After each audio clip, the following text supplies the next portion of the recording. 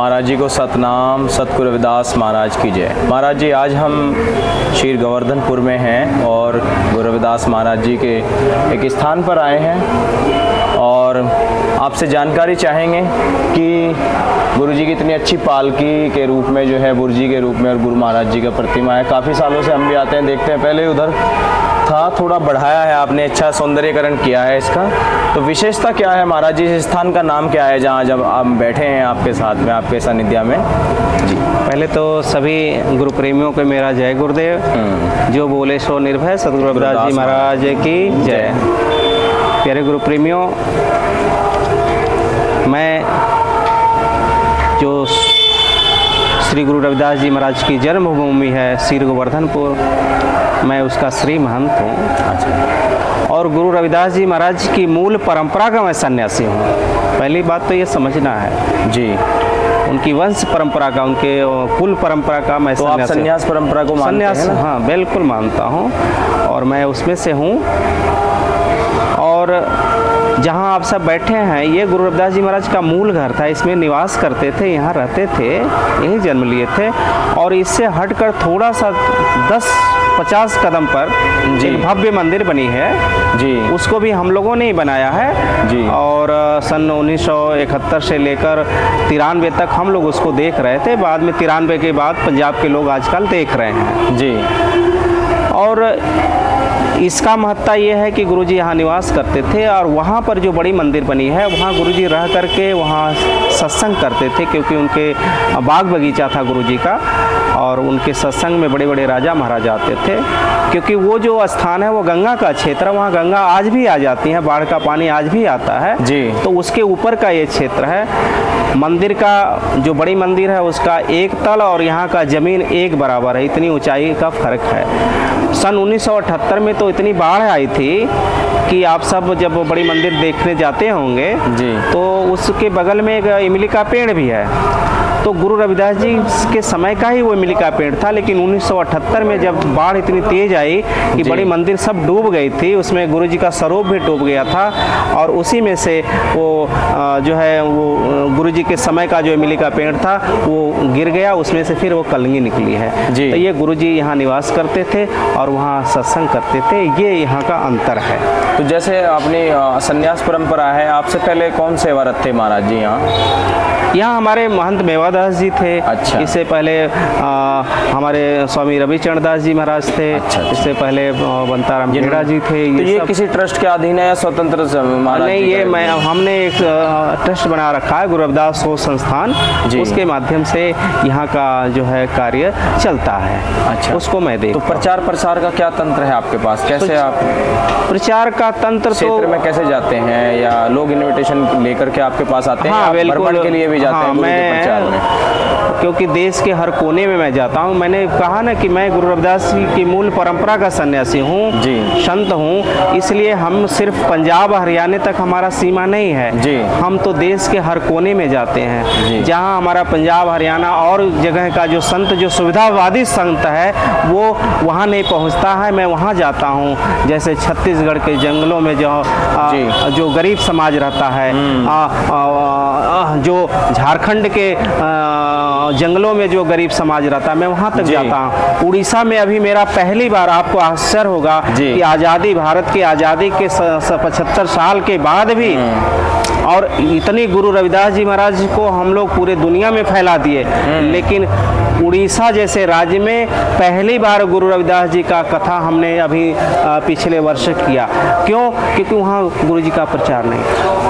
रविदासी समाज पूरे देश में है जी, लेकिन हम उन तक नहीं जा पाते हैं, क्योंकि हमारा संतों का कहीं न कहीं वो कमी है कि हम उस गरीबों के बीच में नहीं जा पाते। हम अच्छे लोगों के बीच में तो जाते हैं। तो मैं तो सबके बीच में जाता हूँ और लोग जहाँ बुलाते हैं मैं वहाँ जाता हूँ, और नहीं तो मैं पैदल भी चल जाता हूँ, मैं लोगों के साधन से भी जाता हूँ। और मेरे कार्य करने का एक और तरीका क्या है कि जैसे मैं किसी रास्ते जा रहा हूँ और किसी गांव से मैं गुजरता हूँ तो मुझे लगता है कि गुरुजी के मंदिर है, तो मैं वहाँ जाता हूँ और मैं कुछ करता नहीं हूँ, ना किसी संगत को बुलाता हूँ, ना किसी वहाँ के बच्चे से कहता हूँ बेटा यहाँ कोई झाड़ू हो तो जरा मुझे दे देना, कोई बाल्टी हो तो दे देना। मैं साफ सफाई करने लगता हूँ और झाड़ू लगाने लगता हूँ। इतने में गाँव के लोग इकट्ठे हो जाते हैं कि एक बाबा आया है, वो तो सेवा कर रहा है, और फिर धीरे धीरे बातें चीतें होती है और पहचान संबंध जुड़ जाता है। महाराज जी, मैं कुछ और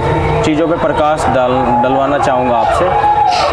जैसे गुरु रविदास महाराज जी के बारे में भी लोगों का अलग अलग मत है, तो हमारी तरफ इधर जो है गुरु रविदास जी की माता जी का नाम जो है कर्मा और पिता राहु कहलाया जाता है, लेकिन यहाँ संतोष और कलसी और कहीं और भी और उनकी पत्नी भी, जबकि हमारे यहाँ पश्चिमी यूपी जो उत्तर भारत की बेल्ट है उधर वो गुरु जी को ब्रह्मचारी और सन्यासी मानते हैं महाराज रविदास जी को, लेकिन कुछ धर्म ग्रंथों के अनुसार उनको विवाहित दिखाया गया है। तो उस बारे में विषय में आप क्या कहना चाहेंगे? देखो क्या है, हर महापुरुषों के बारे में थोड़ा सा उनके जीवन के और परिवार को लेकर मतभेद तो रहते हैं जी। पंजाब के लोग जो है, एक ईश्वरदास जी महाराज हुए, ऐसे करके कुछ संत हुए, उन लोगों ने माता कलसी और पिता संतोष दास करके प्रचार किया, तो पंजाब के लोगों ने उसको पकड़ के लगा। सच है कि उत्तर भारत का जो व्यक्ति है, चाहे उत्तर प्रदेश का हो, चाहे बिहार का हो, चाहे झारखंड का हो, चाहे मध्य प्रदेश का हो, चाहे छत्तीसगढ़ का हो, इधर का जो बेल्ट है वो सब के सब माता कर्मा और पिता राहु को ही मानते हैं। और आपको मैं बताऊं जी कि आज भी गुरु रविदास जी महाराज का ननिहाल है। अभी बिहार में आप जाएंगे कि औरंगाबाद डिस्ट्रिक्ट है, वहाँ पर औरंगाबाद शहर से सटा हुआ एक स्थान है और उस गांव का नाम है कर्मा भगवान। फिर मैं वहाँ गया, गुरुजी का वहाँ मंदिर बनी है, माता कर्मा का मंदिर बनी है। मैंने वहाँ पूछा कि ऐसे कैसे बना, तो लोगों ने कहा कि जब माता कर्मा के गर्भ से भगवान रूप में जब गुरु रविदास जी आए तो हम लोगों ने अपने गाँव का नाम ही कर्मा भगवान रख लिया, तो उस गाँव का नाम ही आज कर्मा भगवान है। अच्छा, वो कहाँ आपने कहाँ बताया? ये औरंगाबाद बिहार में है। अच्छा, ठीक है, अभी भी है। वहाँ के लोग हमसे जुड़े हैं, यानी कि इतिहास पे अभी काम चल रहा है, बहुत काम चल रहा है। और अभी तो मैं बहुत काम करना बाकी है, बहुत काम करना। अभी बनारस में देखो, बनारस में कुछ ऐसे इतिहास हैं कि हम वहाँ पहुँच ही नहीं पाते जी। जैसे अभी एक गुरु रविदास जी के पावन पर्व पर प्रत्येक वर्ष जो है एक शोभा यात्रा निकलती है, माघ पूर्णिमा पर। वो शोभा यात्रा निकलती है मैदागिन चौक से जी।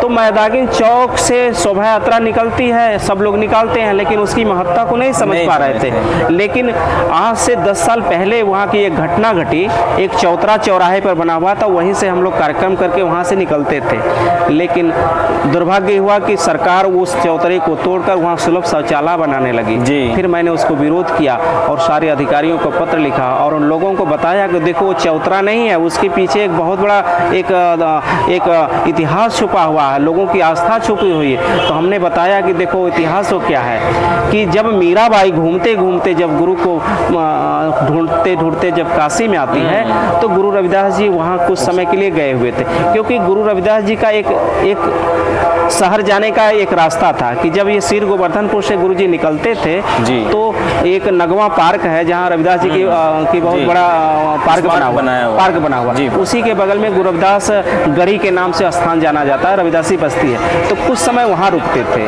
वहाँ से थोड़े दूर जाने के बाद एक गोदौलिया है जहाँ पर काशी विश्वनाथ कॉरिडोर आज बना है। अच्छा, उस गोदौलिया के अंदर भी काशी विश्वनाथ कॉरिडोर के अंदर भी गुरु रविदास जी की बस्ती थी, वहाँ रुकते थे और उसी स्थान पर सदना फकीर को उपदेश दिया था, उसी स्थान पर।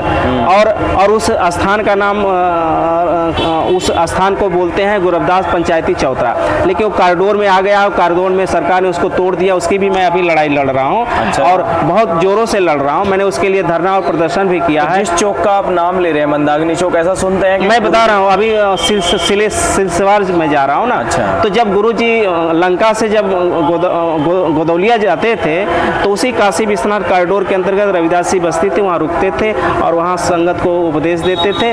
और एक घटना घटती कि उसी समय एक बार सदना फकीर गुरुजी के पास आता है और उनसे फिर साक्षात होती है, फिर हारता है, फिर उनसे दीक्षा ले लेता है। तो गुरु रविदास पंचायती चौतरा के स्थान जाना जाता है, लेकिन वर्तमान में उसको तोड़ करके सरकार ने वहाँ कॉरिडोर काशी विश्वनाथ कॉरिडोर बना दिया। लेकिन अभी मैं उस उसको लड़ रहा। अब उससे आगे फिर गुरुजी कहाँ जाते थे? मैदागिन पर जाते थे।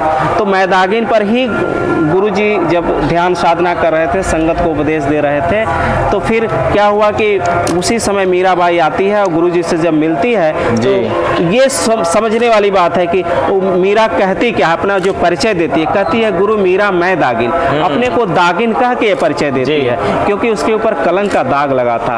और कलंक का दाग क्या था कि शादी के 6 महीने बाद ही उसके पति का देहांत हो गया था। तो वही मीरा कहती है गुरु मीरा मैं दागिन। फिर गुरुजी ने उसको नाम दीक्षा दिया, उपदेश दिया, और उसी मैदागिन से मैदागिन प्रसिद्ध हुआ। तो उस चौतड़ी का जब तोड़ा जा रहा था, वहाँ सुलभ शौचालय बनाया जा रहा था, जब ये मैंने इतिहास बताया और इसके लिए मैंने बहुत संघर्ष किया, हमारे ऊपर दर्जनों मुकदमे हुए, लेकिन मैंने उसको छोड़ा। हमने कहा एक सन्यासी हूँ, चाहे मैं मठ में रहूँ चाहे हम जेल में रहूँ, मुझे कोई फर्क नहीं पड़ता, मैं तो गुरु का नाम लेने वाला व्यक्ति हूँ, लेकिन तुम ऐसा कृत्य करोगे मैं करने नहीं दूंगा। लेकिन भगवान की कृपा, आज मैदागिन उस चौक पर गुरु रविदास उपदेश स्थल और स्मारक बनके तैयार हो गया है।